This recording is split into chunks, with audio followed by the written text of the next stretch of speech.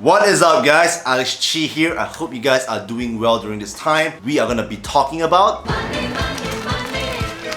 Must be funny in the rich man's world. yes sir, money. We are going to be talking about how much money is going to be spent and invested into the fitness lifestyle. Now take note, I can't talk for everybody, but I can definitely talk about myself. I personally have been into the fitness lifestyle for 10 years now, and I realize that each year I'm actually investing more time and more money into the fitness lifestyle to just improve myself. And I'm going to get to that one by one, but today's video I just really want to address about, how much money do we actually spend in terms of fitness, because I get so many people telling me they need to make money first. Dieting is very expensive, supplement is over the budget, gym membership are expensive now, and a lot of people have all these kind of reasons to not start their fitness. So I'm just gonna be very frank to you that yes, you need money to invest into your fitness. But the real question is, how much do you actually need? Now, before we jump into the title of this video, subscribe to the channel and hit the thumbs up button if you haven't yet. Now, I'm a 25 years old male, I'm 186 centimeters tall, I weigh at 87 kilos, I consume 2,500 calories in order to just maintain the body that I have. And so it's very simple maths guys. If I were to eat a lot more calories than 2,500 calories, my cost is gonna go up. But if I eat lesser than 2,500 calories, my cost is gonna go down. So as of today, 9th of June 2020, because I'm consuming at 2,500 calories a day, I generally need a lot of protein. Specifically, I'm eating 1.1 gram of protein per pound of body weight, and for that reason, I'm eating a lot of chicken breast. So in a day, I consume up to 600 grams of raw chicken breast. Now, I don't eat it raw, but I weigh it at raw.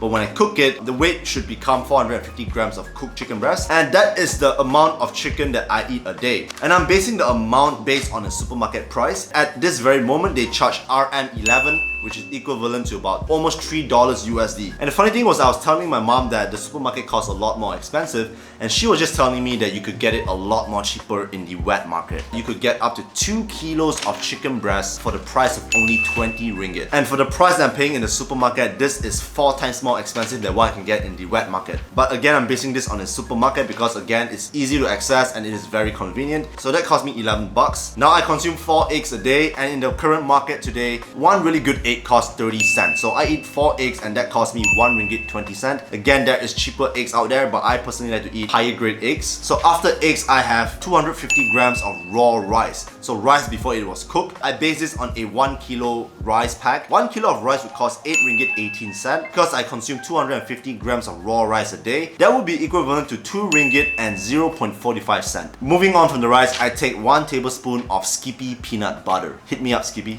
A 16 ounce of Skippy would cost 21 ringgit, and that Skippy will give me up to 28 servings. Because I have 1 serving a day, that would be ringgit 76 cent. Moving on, I have my oats every day by this brand called Quaker. 800 grams of oats would cost me 9 ringgit and 57 cent. Because I have 100 grams every day, that would make it 1 ringgit and 19 cent. Or if I round it off, it's 1 ringgit 20 cent. So moving on, I would consume 25 grams of olive oil a day. I take this brand called Naturel, and that bottle would have 250 grams, which would cost me 15 ringgit and 50 cent. And because I take 25 grams a day to cook it with my eggs and my chicken, that would boil down to a 1 ringgit and 55 cent cost. And last but not least, I must have my vegetables every day. Generally, I like to have as much green as possible. Varies from different prices, but I'm going to take the cheapest one, which is bok choy. I'll buy like a pack of bok choy, and that would only cost me 2 ringgit. Alright, so if we were to add up all of the total, that would make it 19 ringgit and 80 cents a day. This would equivalent to 2,500 calories. So if we multiply that by 7, that would cost me 138 ringgit 60 cent in a week, and 554 ringgit and 40 cent in a month. Now guys, the price would definitely change if I pick different source of protein. If I were to have fish, beef, it would cost a lot more money. Now the choices that I pick is not to say it's cheap, but it's very affordable. Obviously, if you can afford to eat different type of food, it's a lot better. But this is just an example of how much I do eat on an average day. So guys, comment down below what do you guys think. 19 ringgit 80 cent a day expensive? This amount of food is actually a lot of food for an average person. Most average people will eat about 1,005 to 1,008 calories. Moving on from the food, we're going to talk about the gym membership. I personally joined a gym called Anytime Fitness, and that membership price actually varies. So I joined at 150 ringgit a month. I'm not too sure how much is it right now, but I'm just going to put that the price range is about 150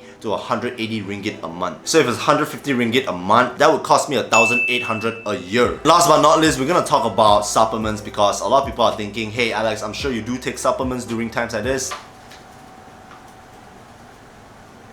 Hey kid, you wanna buy some drugs?